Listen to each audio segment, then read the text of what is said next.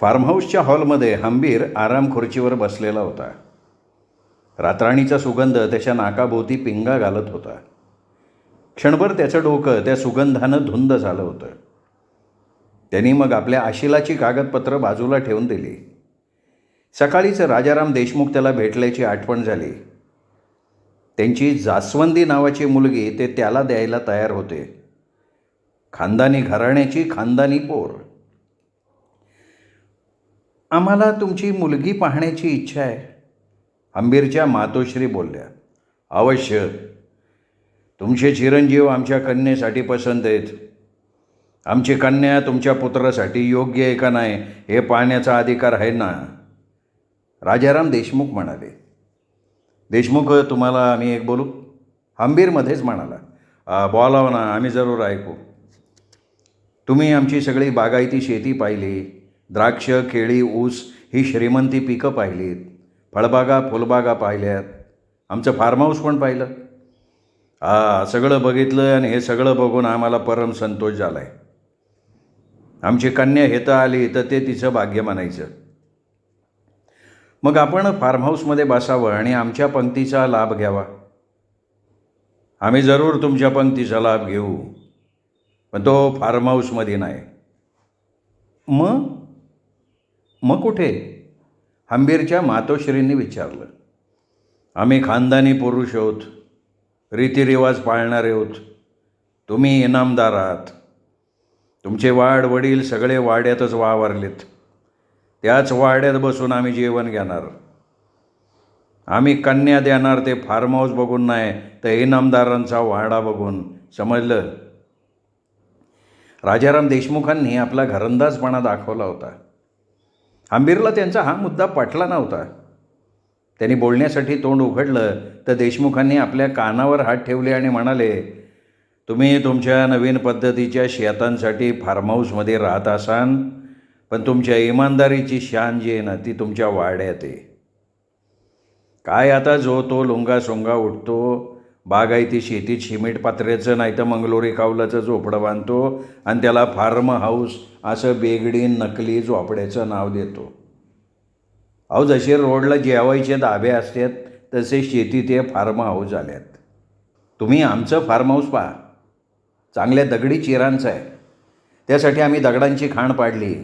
मामलेदार साहेबांची त्यासाठी परवानगी घेऊन सुरुंग उडवले. हवा तितका दगड पाडला. वडारी बसवून दगडी चिरे हातोडा छिन्नीने तयार करून घेतले. तुमचा चिरेबंदी वाडा असेल, पण आमचं हे फार्महाऊस बघून एका फिल्मवाल्याने तिथे त्याच्या पिक्चरचं शूटिंग पण केलं आहे. बाद झालं हो, तुमच्या फार्महाऊसचं आम्हाला कौतुक नाही असं नाही आहे, पण आम्ही अजूनही जुन्या विचार परंपरांचे. तुमचे तीर्थरूप असते ना तर त्यांनी आम्हाला तुमच्या इनामदारी वाड्यातच भोजनाचा आनंद दिला असता. तालुका आणि जिल्हा कोर्टात वकिली करणारा हंबीर राजाराम देशमुखांच्या त्या घरंदाजीपणानं क्षणभर गप्प झाला. त्याच्यासाठी तशा अनेक घरंदाज खानदानी मुली सांगून आल्या होत्या, पण त्याच्या मातोश्रींनी त्या नाकारल्या होत्या. कारणही तसंच. त्या सगळ्या नव्या विचारांच्या, नव्या फॅशनच्या. आपल्या हंबीरसाठी त्यांना जुन्या परंपरेचा अभिमान बाळगणारी तरुणी सुनबाई म्हणून हवी होती. राजाराम देशमुखांचे विचार त्याच्या मातोश्रींना पटणारे होते. त्यांची जास्वंदी आपल्या हंबीरसाठी योग्य होईल हे त्यांनी ओळखलं होतं. त्यामुळे त्यांनी आपल्या गावातल्या नव्या वाड्यात देशमुखांचा चांगला पाहुणचार केला. हंबीर, तुमचे थोरले बंधू बैलगाड्यांच्या शर्यतीत भाग घेत असत असं ऐकलं आम्ही गावात. जिल्ह्यातल्या सगळ्या गावांमध्ये कुस्त्या खेळत म्हणे. काय आमच्या थोरल्या बंधूंचं वेळ हो, सगळं रानटी होतं ते. हंबीर खरं ते बोलला. माजलेल्या बैलांच्या झुंजी, रेड्यांच्या टकरी, गाड्यांच्या शर्यती हंबीरला भयानक वाटायच्या, पण त्याच्या थोरल्या बंधूंना त्यात आनंद होता. हंबीरराव, आपण देशमुख, इनामदार, पाटील ह्या अशा घराण्यातल्या पुरुषांनी आपली मिजास जपायची असती, आणि त्या रानटी मिजाशी जीव गेला तर जीवाची पर्वा नामर्दानं करावी हो. राजाराम देशमुख आपल्या मिशांवरनं पालथी मूठ पेरून बोलले. त्यांची ती बोलण्याची अक्कड तशी पराक्रमी पुरुषांना मोह घालणारी होती. मग देशमुख, आम्ही जे काही बोललो ते नामर्द म्हणून बोललो असं म्हणायचं आहे का? खानदानी घराण्यातल्या तरुणांनी पुस्तकांना कीड लावून लंबी चौडी डिग्री घेतली का तो विचारानं नामर्द होतो? त्याला समंजसपणानं वागावं असं वाटायला लागतं, कोणाचा अपमान करू नये असं वाटायला लागतं. म्हणजे आम्ही वकील झालो आहे ते काय लोकांचा अपमान करण्यासाठी? नाही, आमचा मुद्दा असा आहे, लोकांनी तुम्हाला मुजरा करावा, राजा बोले दल हाले, म्हणजे लोक सगळे गुलाम. आपण तेवढे देशमुख आणि इनामदार, म्हणजे आपण समजदार माणसं, नाही का? हंबीरला देशमुखांची ती खानदानी मिजाज न आवडणारी होती, पण त्याच्या मातोश्रींना ते सगळं पटणारं होतं. त्याच्या इनामदार तीर्थरूपांनीही अशीच ऐट आपल्या गावात मिरवली होती. पण हंबीर सुधारणावादी आणि उदारमतवादी विचारांचा. हंबीर, तुम्ही म्हणे तुमचा जुना वाडा गावच्या शाळेसाठी दिला. अहो, वाडवडिलांचा एवढा चांगला मोठा वाडा. अहो, आम्हाला 2 वाडे, एक जुना आणि एक नवा. तीर्थरूप गेल्यानंतर मातोश्रींकडे गावकरी आले. तीर्थरूपांच्या नावाने हायस्कूल काढायची कल्पना त्यांनी मांडली. मातोश्री नकार देणार होत्या, पण आम्हीच होकार दिला. तीर्थरूपांचं स्मारक विद्यार्थ्यांच्या हायस्कूलमुळे कायम राहणार. त्यात आम्ही घरात माणसं तरी किती? आम्ही, मातोश्री आणि विधवा वहिनी साहेब. आमच्या स्वतःसाठी फार्म हाऊस बांधलं. नव्या वाड्यात मातोश्री आणि वहिनी साहेब. तीर्थरूपांच्या नावाचं हायस्कूल वाड्यात भरतं आहे, आम्हाला त्यात आनंद आहे. पण बँकेला वाडा दिला असता तर चांगलं 5-7 हजार महिना भाडं मिळालं असतं ना. मातोश्री मध्येच बोलल्या. त्यांनी आपला व्यवहार सांगितला. हंबीर, ऐकलं का तुम्ही तुमच्या मातोश्रींचं? हे बघा, गोळेगावचे आम्ही इनामदार. गावानं आमच्या घराण्यावर प्रेम केलं. तीर्थरूपांना त्यांनी देव मानलं. त्या देवाच्या लेकरांना शिक्षणासाठी छप्पर द्यायलाच हवं होतं. आम्ही शिक्षणासाठी वाडा दिला. या शिक्षणातनं त्यातून एखादा तरी ज्ञानवंत, गुणवंत होऊन ह्या महाराष्ट्रात नाव काढील असं वाटतंय आम्हाला. नव्हे, आमची खात्री आहे. राजाराम देशमुखांनी ओळखलं की हे महाशय फार भाबडे वाटतात, पण हे समंजस आहेत. आपली मुलगी हे चांगली सांभाळतील. त्यांच्या उदारमतवादामुळे ते तिला आपल्या हुकमात ठेवणार नाहीत, तिला हवं ते स्वातंत्र्यही देतील. राजाराम देशमुखांना जेवणासाठी हंबीरनी आपल्या नव्या वाड्यातल्या जेवणाच्या टेबलकडे नेलं. त्यांनी त्यांना खुर्चीवर बसायला सांगितलं, पण त्यांनी नकार दिला. ते जुन्याच काळाच्या रूढी परंपरा पाळणारे. त्यांना देशमुखी थाटातच जेवायचं होतं. चंदनाचा पाट आणि चांदीचं ताट, चांदीचा तांब्या. हंबीरला आता हे सगळं कालबाह्य वाटत होतं. तो त्याबाबत बोलणार आणि सगळ्या जेवणाचा बेरंग करणार. तोच मातोश्रींनी त्याला बाजूला बोलवून सांगितलं, अतिथी देव असतो. मी इनामदारी थाटाचं जेवण देतो, तू पण त्यांच्या संगतीला जेव. हंबीर पहिल्यांदा एवढ्या थाटात जेवायला बसला होता. मातोश्रींनी आपला सुगरणपणा सगळा भोजनात प्रगट केलेला होता. साथीला वहिनी साहेब, हाताखाली 2-3 कुणबिणी. मग काय, जेवण साधं शाकाहारी, पण त्यातलं मसाले मांसाहारी जेवणाची चव करून देणारे होते. श्रीखंड, बासुंदी मातोश्री घरी बनवत. दूध दुभतं भरपूर. आवश्यक तेवढं वाड्यात दूध ठेवलं जायचं. बाकीचं दूध अंगणवाडीतल्या मुलांसाठी हंबीर पाठवून द्यायचा. गावातल्या रयतेला तो मदत करणारा होता. चंदनाच्या पाटावर बसून चांदीच्या ताटात राजाराम देशमुख प्रसन्न मनानं जेवले. जेवण झाल्यावर ते मातोश्रींना म्हणाले, आमची जास्वंदी स्वयंपाकात सुगरण आहे बरं का. पुरणपोळीचं जेवण पण चांगलं बनवते. तेव्हा तुम्ही तिच्या आजच्या जेवणाचा लाभ घ्यायला कधी येताही सांगा. मातोश्रींनी ते ऐकलं आणि हंबीरकडे पाहिलं. मातोश्री, मला वाटतं आपण दोघांनी आत्ताचं देशमुखांच्या बरोबर निघावं. लगेच होय. देशमुख गडबडले. काय, जेवणाच्या पंक्तीचा लाभ घ्यायला आम्ही एका पायावर तयार असतो. या बाबतीत तुम्ही आम्हाला भोजन भाऊ म्हटलं ना तरी चालेल. हंबीर हसत म्हणाला. मातोश्रींना जाणवलं हंबीर देशमुखांची चेष्टा करतोय. त्याला त्याने नजरेने खुणावलं. त्यांची पुढची योजना ऐकायला हवी, जास्त बोलू नको. हंबीर, आता जास्वंदीला पाण्याचा कार्यक्रम मातोश्री आणि तुमच्या वहिनीसाहेबसाठी आम्ही अकोल्याला आमच्या देशमुखांच्या चिरेबंदी वाड्यात आयोजित करतो. तेव्हा तुम्ही त्यांना पाठवायची व्यवस्था करा. राजाराम देशमुखांच्या त्या बोलण्यानं हंबीर ठेचकाळला. त्यांना पाठवायची व्यवस्था करा याचा अर्थ तो समजला होता, मातोश्री समजल्या होत्या. साधारण तुमच्या अकोल्यात कधी यावं ते कळवा. कळवण्याची गरजच नाही हो, आत्ता सांगतो ना. आज सोमवार आहे ना, पुढच्या मंगळवारी या. तुमची इच्छा, येतो मंगळवारी. तुमच्या मुलीचं शिक्षण, हे सगळं तिला पाहण्याच्या कार्यक्रमात विचारलं जावं. आम्ही सांगण्यापेक्षा तिने सांगणं महत्त्वाचं आहे. तिला तुम्ही नुसतं बघू नये तर ती बोलती किती चतुराईनी ते बी ऐकावं. बरोबर आहे का नाही? या बोलण्यावरनं तरी त्यांचा स्वभाव तसा मोकळा वाटला. आमची मुलगी तुम्ही नुसती पाहू नका, तर ती बोलते कशी ते ऐका. काही मुली दिसायला सौजन्याच्या पुतळ्या असतात, पण बोलण्यात मार खातात. धीटपणानं त्यांना बोलता येत नसेल तर. हंबीरच्या मागे मातोश्रींनी लग्नाची भुणभुण लावली होती. त्याला हवी तशी तरुणी भेटत नव्हती. लग्नाच्या मुलीबाबत तो थोडा फॉरवर्ड होता. मुलगी श्रीमंत घराण्यातली असावी असं काही नव्हतं, फक्त ती कमीत कमी ग्रॅज्युएट तरी असावी. ती कॉलेजात शिकवणारी, हायस्कूलमध्ये शिकवणारी असली तरी त्याची हरकत नव्हती.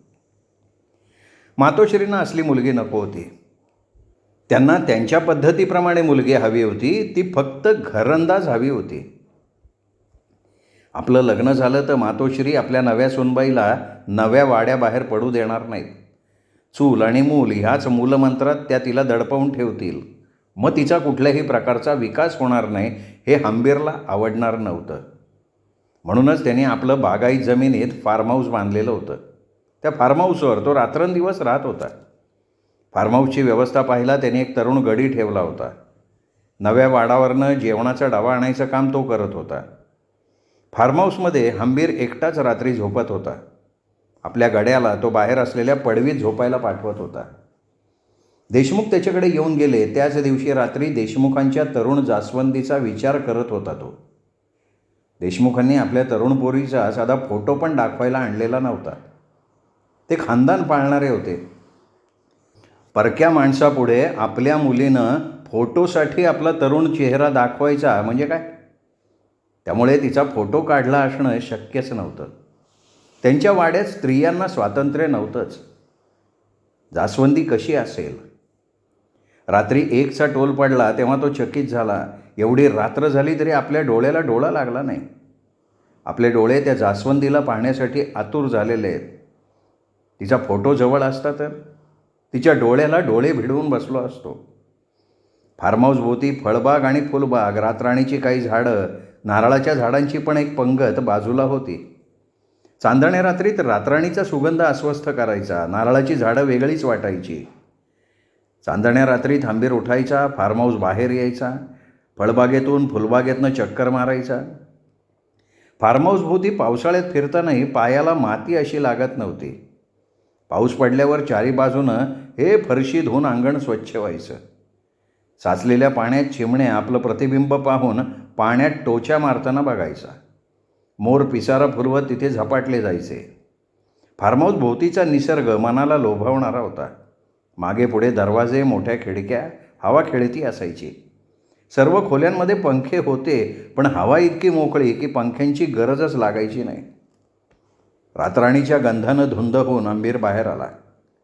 फार्म हाऊसच्या चारी बाजूनं फरशीचं अंगण असल्यानं त्याला तसा कसलाच अडथळा नव्हता. पायात चप्पल असली काय नसली काय, पायाला काही लागायची कटकट नव्हती. फक्त तिथल्या थंडगार फरशीवर आरामात पडण्यासाठी येणाऱ्या भुजंगाची तेवढी भीती तिथे होती. रात्र चांदणी असल्याने त्यांनी फरशीवर नजर टाकली. 3-4 हात लांबीचा भुजंग पडलेला त्यांनी पाहिला. क्षणभर तो थरारला. त्यांनी त्याला टक लावून बघितलं. त्याची काही हालचाल होत नव्हती. कातीवर आलेला नागसर्प असा? काही शवासनात गेला काय? त्यांनी आवाज दिला, पण त्याची काही हालचाल होईना. सर्पाला कान नसतात, त्याला ऐकू येत नाही याची कल्पना येताच तो स्वतःशी हसला. नाग सर्पाला कान नसतानाही गारुडी पुंगी वाजवून डोलायला लावतो. जणू काही नाग त्या पुंगीच्या नादानं डोलायला लागतो, पण त्याचं ते डोलणं नसतं, त्याचं ते धुंद होणंही नसतं. वारा आला की झाडाची पानं सळसळतात. तसं नाग सर्प पुढे काही आलं की तो उभारतो स्वतःच्या संरक्षणासाठी. तो मग फडा मारायचा प्रयत्न करतो. आपण ह्या नागसर्पापुढे गेलो तर लगेच तो सावध होईल, फडा काढून तो उभा राहील. आंबीर तसा धाडसी. त्यांनी फार्म हाऊसमधला आपला लांबलचक शेकाटा बाहेर काढला, त्याला पुढे आकडी लावली होती. कोणत्याही जातीचा सर्प आला की लांबलचक शेकाटा पकडायचा, तो पुढे लांब धरायचा, सापाला उचलायचा, त्याला पाण्याच्या मातीकडे किंवा पाण्यात टाकायचा. मग तो कशाला पुन्हा फार्म हाऊसमध्ये येतोय? पाण्याच्या पलीकडे किंवा पाण्यात टाकलं तर सर्प पुन्हा मागे येणे नाही, त्याला 12 वाटा. हंबीरनं त्या सर्पाला शेकाटीची आकडी लावली होती, पण सळसळ झाली नाही किंवा काही हालचालही झालेली दिसली नाही. सर्प मरून पडलेला असावा असं त्याला वाटलं. खात्री करून घ्यायला हवी. त्यांनी शेकाटा मागे घेतला, हालचाल काहीच झाली नाही. सर्प एवढा स्थिर बसणं शक्य नव्हतं. तो जवळ गेला आणि त्याचं त्यालाच हसू आलं, कारण तो दोराचा तुकडा होता. चांदण्यात तो सर्पासारखा दिसत होता. त्यांनी शेकाटा आत ठेवला, तेवढ्यात पायातली पैंजणं वाजली. नाजूक आवाज आला. एवढ्या चांदण्यात नाजूक आवाज? कोण आलं फार्म हाऊसमध्ये आत्ता? मगाशी रातराणीच्या सुगंधाचं मोहोळ उठलं होतं, त्या सुगंधामुळे तो बाहेर आला होता. तेवढ्यात त्याच्या नजरेला कोणीतरी आलं. कोण आहे? त्याने आवाज दिला. झाडाआड दडलेली ती हळूहळू पावलं टाकत पुढे आली. मग अधोवदन करून जाग्यावर थांबली. कोण आहेस तू? मी एक तरुणी. ते दिसतंय मला. तुम्ही विचारलं म्हणून सांगितलं. मग विचारलेलं सगळं खरं सांगशील? हां, जमन तेवढं सांगीन. नाव काय तुझं? श्यामा. एवढंच ना? तुझे आई बाप यांची काय माहिती देत नाही आहेस तू? मी पाटील घराण्यातली पोरगी. काय? संकटात सापडली हो. संकटात सापडली आहेस? खरं सांगतेस? आईसाप शपथ. एवढी शपथ घ्यायची गरज नाही, विश्वास आहे माझा. त्यासाठी तुझ्या आईसाबना का पापात टाकतेस? वाटलं होतं कोणीतरी सज्जन भेटन मला, रातीचा आश्रय तरी देईन. मला तुम्ही वाऱ्यावर सोडलं ना तर मी त्या लांडग्यांच्या हाती लागन. म्हणजे तुझ्या पाठलागावर कोणी एक काय? मला आमच्या रानातल्या फार्म हाऊसमधनंच पळवलं बघा. पोत्यात घालून इकडं शिवनेरी गडाच्या जंगलात आणलं. 2-3 बदमाश आहेत. एक सरपंचाचा तरुण पोरगा आहे, दुसरा सोसायटी चेअरमनचा पोरगा आहे आणि त्यांचा लीडर आहे माजी आमदाराचा पोरगा. म्हणजे त्या तिघांना तू हवीस? लय दिवस पाळती होते हो. आमच्या फार्म हाऊसवर मी आणि आईसाहेब होत्या.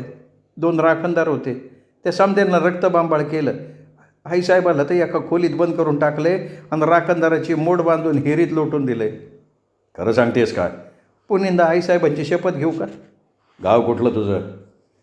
मी पार तिकडं आंबेदुमला गावाची.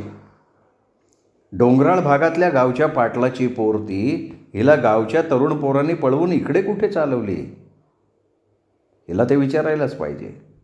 पण विचारणार काय? तिने तर सांगितलंय ते तिघे बदमाश. त्या तिघांना ती पाहिजे असेल, ही तयार होत नसेल. मग त्यांनी तिला तिच्या रानातल्या फार्म हाऊसमधनं उचलली, पोत्यात टाकलं, पोत्याचं तोंड बंद केलं असेल. मग एखाद्या बंद बॉडीच्या जीपमधनं तिला इकडे शिवनेरी किल्ल्याच्या पायथ्याकडच्या जंगलपट्टीत आणलं असेल. पण मग तू तुझी सुटका कशी करून घेतलीस? हे ऐकलं आणि तिने मान खाली घातली. सांगायला ती शरमली. हंबीर क्षणभर थांबला. तिच्या मनाची तयारी झाली की ती सांगेल. आपण तिला त्याबाबत पुन्हा विचारणं काही योग्य नाही. अहो, त्या तिघांनी त्या जंगलपट्टीत माझ्या साडीला हात घातला. मी पार शेंडा बोडका कापायला लागले. हंबीरने तिच्याकडे बघितलं. ती अजून थरथरत होती. तिच्या अंगाला घाम फुटला होता. तिला पाणी तरी द्यायला हवं होतं. तिला फ्रेश करायला हवं होतं. आत चल, तो तिला म्हणाला. आतमध्ये? ती अडखळत म्हणाली.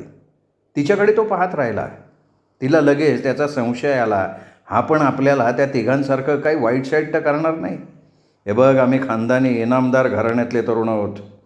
त्यांनी आपला घरंदाजपणा सांगितला. मग ते तिघं बी घरंदाज घराण्यातलेच की. मला कलंक लावायला ते तिघं निघाले. आता तुम्ही? आमच्या इनामदार घराण्याचे चांगले संस्कार आहेत आमच्यावर. शिवनेरी गडाजवळच्या गावातले आम्ही. कल्याणच्या सुभेदाराची सूनबाई शिवरायांनी चोळी बांगडी करून पाठवली होती.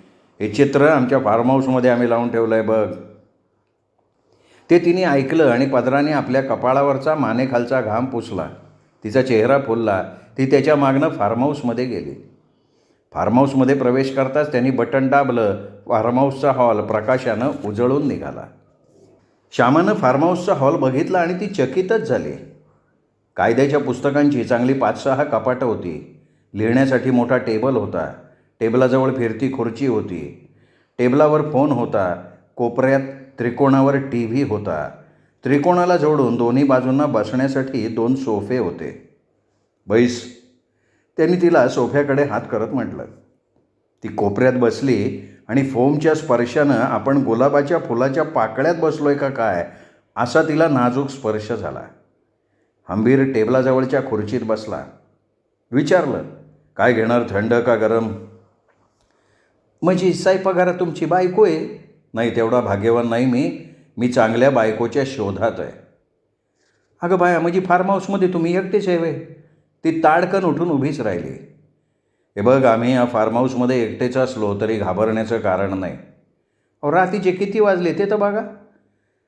रात्रीचे जरी 2 वाजले आणि आम्ही एकटे असलो तरी तुझ्यासारख्या तरुण आणि देखण्या तरुणीनं या फार्म हाऊसमध्ये घाबरायचं कारण नाही. पण माझा तरुण पुरुषांबाबतचा अनुभव चांगला नाही ना. मग तुमचा विश्वास कसा धरणार मी? तुला संकटात टाकणाऱ्या पुरुषांमध्ये जमा होणारे आम्ही नाही याची खात्री बाळग. मला भेटलेल्या तरुण पुरुषांनी पण पहिल्यांदा अशीच भाषा केली ती. त्यांच्या शब्दावर विश्वास ठेवून त्यांच्या एकांतातल्या घरात मी आसऱ्याला राहिले. त्यांचा अनुभव तर लय वाईट आहे. आम्ही इनामदार आहोत. उल्लूपणानं वागणारे सर्वसामान्य पुरुष आम्ही नव्हे. नाही, तुमचा खानदानीपणा तुमच्या शब्दातून स्पष्ट होतोय.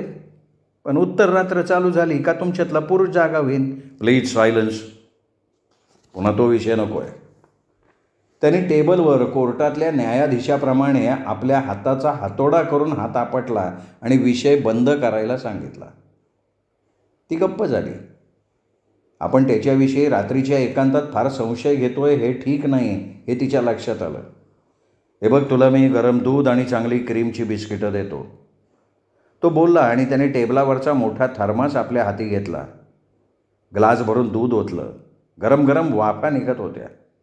तिथून तो आपल्या किचन रूममध्ये गेला. किचनमधनं त्यांनी क्रीमचा एक आणि दुसरा पार्ले ग्लुकोजचा मोठा बिस्किटाचा पुडा आणला. एक पुडा फोडला.